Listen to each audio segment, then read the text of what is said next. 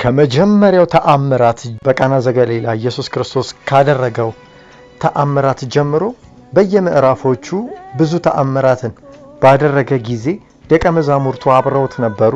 አብሮት ያዩ፣ ሲያስተምር ይሰሙት ነበር። ሲወጣ ሲገባ ከጎኑ አብረውት ነበሩ። ነገር ግን ሁሉ ጊዜ አንድ ተአምርን ሲያደርግ ደቀ መዛሙርቱም አዩ፣ በሱ አመኑ ይላል። ሌላኛው ምዕራፍ ላይ ደግሞ ድጋሚ ረስተውታል። በቃ እምነታቸውን ይወላወሉ ነበር ወይም በእምነታቸው አልጸኑም ይመስል። በሌላ ምዕራፍ ላይ ደግሞ ድጋሚ ሌላ ተአምራትን ሲያደርግ ያያሉ፣ ይመለከታሉ፣ ይገረሙና ድጋሚ አሁንም ደቀ መዛሙርቱ አሁንም በእርሱ አመኑ ይደጋገም ነበረ። ይህ ብቻ አይደለም፣ ብዙ አስተምሯቸው፣ ብዙ ነግሯቸው ከሱ ጋር እየዋሉ እያደሩ ቆይተው ኢየሱስ ክርስቶስ እኔ ማን ነኝ ብሎ ሲጠይቃቸው ለመመለስ ሲቸገሩ እናያለን።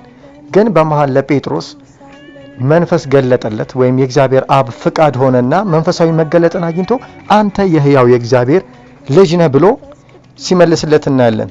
ያን ያህል ጊዜ አብሮት በዛ ሁሉ ታምራቱ ሲወጡ ሲገቡ የነበረው ሐዋርያቶች ለመመለስ እኔ ማን ነኝ የሚለውን እንኳን ጥያቄ ለመመለስ ሲቸገሩ፣ ብዙ ተአምራትን የተመለከቱ ያዩ፣ ከኢየሱስ ጋር የወጡ የገቡ፣ ግን ይህን ጥያቄ ቀላል የምትመስል ጥያቄ ለመመለስ በጣም ሲቸገሩ እናያለን።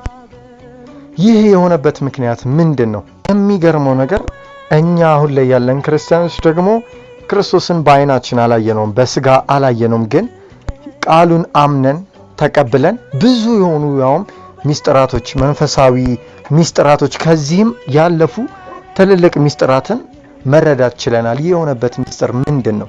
አብሮት እየዋሉ እያደሩ በእምነታቸው ለመጽናት የተቸገሩ ለምንድን ነው? እኛ ግን አሁን በዚህ ዘመን ከብዙ ዓመታት በኋላ ይህን የክርስቶስን ሚስጥር በቀላሉ መረዳት የቻልንበት፣ ኢየሱስ ክርስቶስ ማን ነው ስንባል በልበ ሙሉነት ማንነቱን መመለስ የቻልንበት ሚስጥር ምንድን ነው የሚለውን ለማየት እንሞክራለን። ይህ ሚስጥር አንድና አንድ ብቻ ነው። ጌታ መንፈስ ቅዱስ ነው። ጌታ መንፈስ ቅዱስ በውስጣችን ከገባበት ጊዜ ጀምሮ እንዴት እንደሚያስተምረን፣ በምን አይነት መንገድ እንደሚያስረዳን አናውቅም፣ ግን ዲፕ የሆነ በጣም ጥልቅ የሆነ መረዳትን በአጭር ጊዜ ውስጥ እንዲኖረን ያደርገናል። በራሱ በሆነ መንገድ ያስተምረናል። አንዳንድ ነገሮችን ሰው እንዴት በዚህ ፍጥነት በዚህ ጊዜ ውስጥ ይህን ያህል መረዳት እንዴት እንደዚህ ሊያውቅ ይችላል ብለን እንድንገረም የሚያደርገን መንፈስ ቅዱስ በውስጣችን ሆኖ ስለሚገልጥልን የመንፈስ ቅዱስ መገለጥ ስለተሰጠን ነው። በፊት ሐዋርያቱ ከኢየሱስ ጋር እያሉ ብዙ ጊዜ በእምነት ለመቆም ሲቸገሩ አይተናል። ኢየሱስ ክርስቶስ ማን እንደሆነ ለመመለስ ሲቸገሩ አይተናል። ኢየሱስ ክርስቶስን የገለጠላቸው እንኳን መንፈስ ቅዱስ እንደሆነ ወይም የአብ ፍቃድ ሆኖ መንፈሳዊ ዓለም ስለገለጠለት በዛ ሰዓት ላይ ጴጥሮስ እንደመለሰ አይተናል። ስለዚህ አሁን ላይ የመንፈስ ቅዱስ ድንቅ ስራ በእኛ ላይ መገለጡን የምናየው ከብዙ ዓመታት እንኳን በኋላ መንፈስ ቅዱስ በውስጣችን ሆኖ እያስተማረና እየመራን ደግሞ የራሱ እንደሆነን አትሙናል። እያስተማረን መንፈሳዊ ሚስጥራትን ሁሉ ገለጠልን። ስለዚህ ስለ ኢየሱስ ክርስቶስ ለመናገር ለመመስከር እንድንችል ኃይልን የሰጠን ይህ ታላቁ መንፈስ ቅዱስ ነው። ጌታችንና አምላካችን የሆነው መንፈስ ቅዱስ ነው ማለት ነው። ብዙ ክብርና ምስጋና መንፈስ ቅዱስ ይገባዋል። እናመሰግናለን ጌታ መንፈስ ቅዱስ። በዓለ ሃምሳው ቀን መጥቶ ሐዋርያቶች እስከሚጠመቁበት ሰዓት ጊዜ ድረስ በብዙ ፍርሃት ውስጥ ነበሩ። አይሁድን ፈርተው ተደብቀው ነበረ። መንፈስ ቅዱስን ሲቀበሉ በኃይልና በመንፈስ ሲጠመቁ በዚያ ሰዓት ግን ኃይልን ስለተቀበሉና ስላገኙ ወደ ዓለም ወንጌልን ይዘው መውጣት ቻሉ። በዛው ጊዜ እንኳን በሺዎች የሚቆጠሩ ሰዎችን ወደ ጌታ በአንድ ስብከት በብዙ ሺህ የሚቆጠሩ ሰዎች ወደዚህ ወንጌል ተቀላቅሏል። ይህ የሆነው መንፈስ ቅዱስን መቀበል ከቻሉ በኋላ ነው። ስለዚህ ህይወትን በጣም ሲምፕል ያደርገው፣ መንፈሳዊ ህይወትን ሲምፕል ያደረገልን፣ ሲምፕል ሆኖ እንድንረዳው ያረጋገጠልን፣ እርግጠኛ እንድንሆን ያስቻለን ቅዱሱ መንፈስ ነው። ያተመንና በውስጣችን ያለው መንፈስ ቅዱስ ነው። መንፈስ ቅዱስ ባይኖር እለት እለት ህይወታችንን በተጠራጠረን፣ መዳናችንን በተጠራጠረን፣ መግባት መውጣታችንን በተጠራጠረን ነበር። አሁን ግን በእርሱ ሆነን በመንፈስ ሆነን እርግጠኞች እንድንሆን አድርጎናል። ኢየሱስ ክርስቶስ ማን እንደሆነ ያለ ጥርጣሬ እንድንመልስ፣ እንድንናገር፣ እንድንመሰክር ያስቻለን መንፈስ ቅዱስ ነው።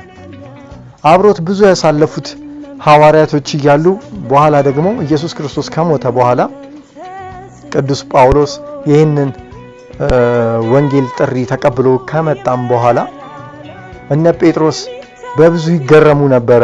በሐዋርያው ጳውሎስ መልእክት ብዙ ነገሮች ብዙ ሚስጥራትን ለጳውሎስ መንፈስ ቅዱስ ገልጦለት ስለነበረ በመንፈስ ብዙ ስለመጨረሻው ዘመንም ብዙ ሚስጥራትን ተገልጦለት ስለነበረ ይህን መልእክቶቹን ደግሞ ጴጥሮስ ይከታተለው ያነበውም እንደነበረ ማሳያ ነው። ሁለተኛ ጴጥሮስ ምዕራፍ 3 ላይ ስለመጨረሻው ዘመን ጳውሎስ እንደጻፈ ምንም እንኳን የጻፈው ነገር አንዳንዱን ለመረዳት አስቸጋሪ ቢሆንም ግን እጅግ የተወደደ ወንድማችን ጳውሎስ ጽፎላቸዋል።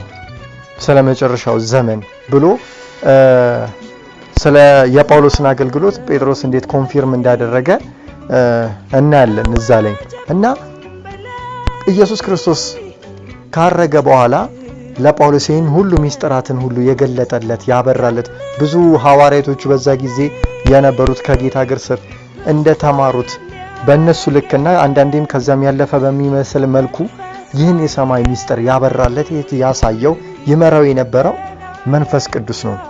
ስለዚህ መንፈስ ቅዱስ በውስጣችን መሆኑ ብዙ ነገሮችን አቅልሎልናል። መንፈሳዊ ሕይወትን ቀለል አድርገን እንድንረዳው አድርጎናል። ብዙ ማይቻሉ ነገሮችን እንድንችል አድርጎናል። ስለዚህ መንፈስ ቅዱስ በህይወታችን ላይ ትልቁን ስፍራ እንደሚይዝ አንደኛው ነው የሚባለውን ስፍራ በህይወታችን ላይ በምድር ለምንመራው ህይወት ዋንኛውን ቦታ የሚይዘው እንዴት መመላለስ እንዳለብን እንዴት እንደምንመላለስ የሚያስተምረን በልዩነት እንድንገባ እንድንወጣ የሚያደርገን ይህ መንፈስ ቅዱስ ነው። ክብር ምስጋና ሁሉ ለመንፈስ ቅዱስ ይሁን።